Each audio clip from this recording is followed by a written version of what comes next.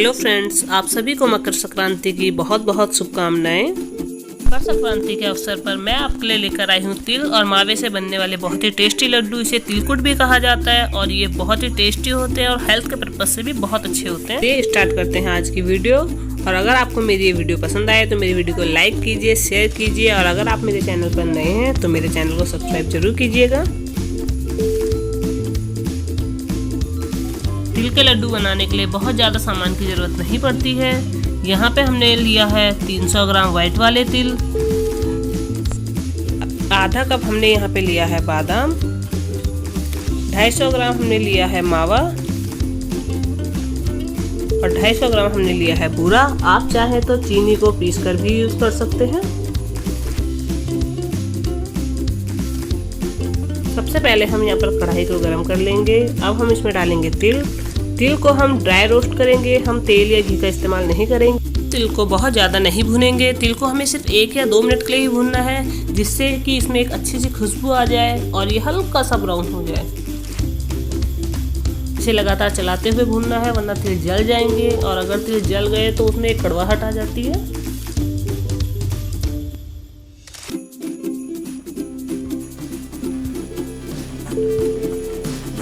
ये देखिए फ्रेंड्स, तिल को हमें बस इतना ही भूनना है। अब हम इसको थोड़े से तिल हम अलग निकाल लेंगे, जो कि हमारे लड्डू में कोटिंग के काम आएंगे। कोटिंग करने से लड्डू बहुत ही अच्छे दिखते हैं और खाने में भी बहुत टेस्टी होते हैं। बाकी ये जो तिल हैं इनको हम एक जार में ग्राइंड कर लेंगे।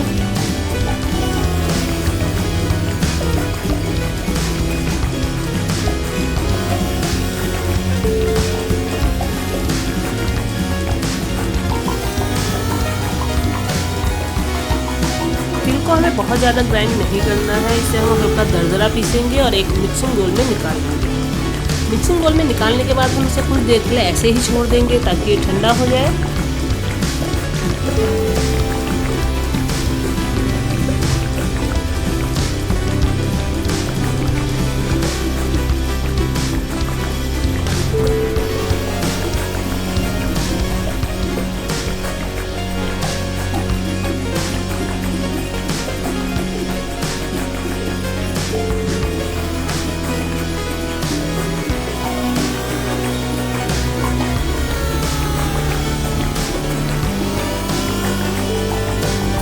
कढ़ाई को गरम करेंगे और उसमें हम डालेंगे 3 टेबलस्पून घी,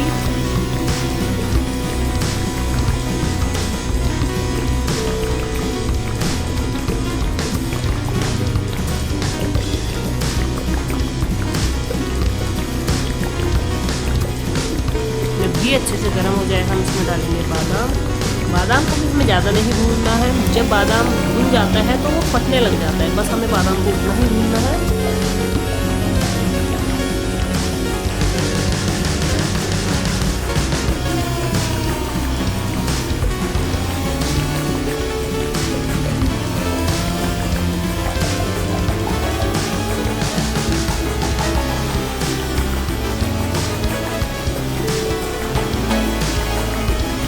जो ये हमारा मावा था इसको हम छोटे छोटे पीसेस में तोड़ लेंगे।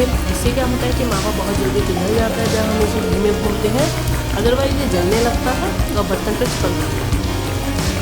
ये देखिए, अब जिस कढ़ाई में हमने बादाम भुने थे उसी में हम मावे को भी भून लेंगे।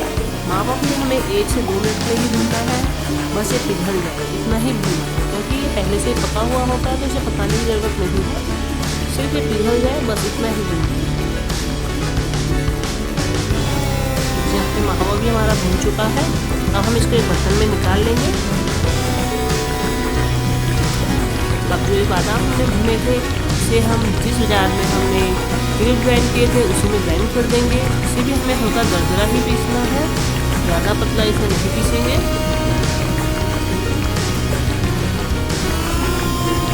ये देखिए, तो हमें इसे इसी तरीके से पीसना है। अब हम इसको भी मिक्सिंग बोल में तिल के साथ ऐड कर देंगे।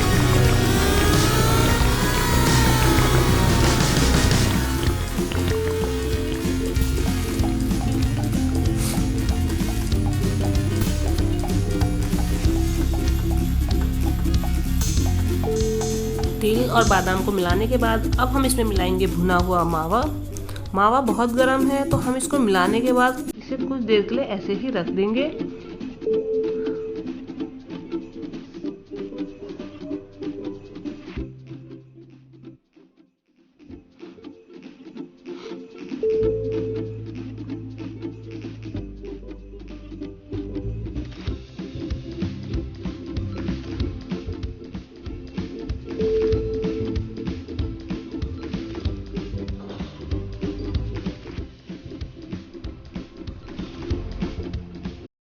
जब ये मिक्सचर अच्छे से ठंडा हो जाए तब हम इसमें मिलाएंगे बूरा।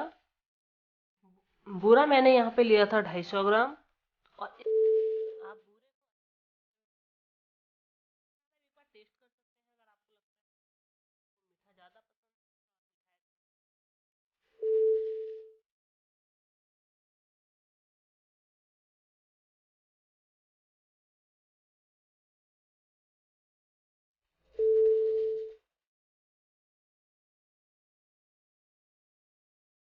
मुझे यहाँ पर मीठा कम लग रहा था तो मैंने इसमें लगभग 2 बड़े चम्मच बूरा और मिला दिया। अब हम इसे अच्छे से मिलाएंगे।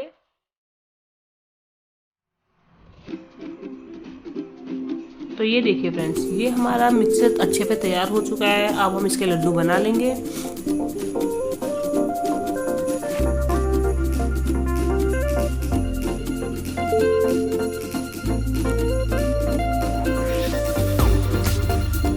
लड्डू बनाने के लिए हम अपने दोनों हाथों को अच्छे से घी से ग्रीस कर लेंगे। उसके बाद हम इसमें से थोड़ा सा मिक्सर अपने हाथों में लेंगे और इसे अच्छे से प्रेस करते हुए लड्डू बनाएंगे। लड्डू का साइज आप अपने पसंद के अकॉर्डिंग छोटे लड्डू या बड़े लड्डू बना सकते हैं।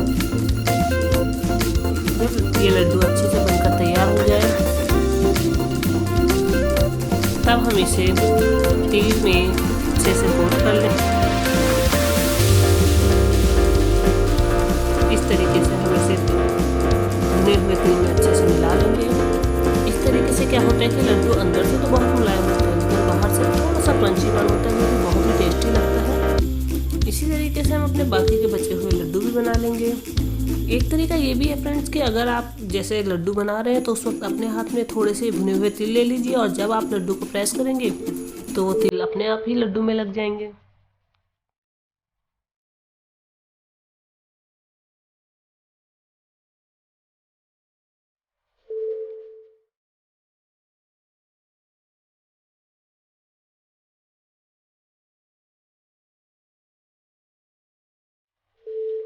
तरीके से हम सारे लड्डू बनाकर तैयार कर लेंगे। फ्रेंड्स, आपको ये रेसिपी कैसी लगी मुझे कमेंट करके ज़रूर बताइएगा। तो चलिए आज की वीडियो को यहीं पे एंड करते हैं और मिलते हैं अगली वीडियो में एक नई रेसिपी के साथ। तब तक के लिए बाय बाय।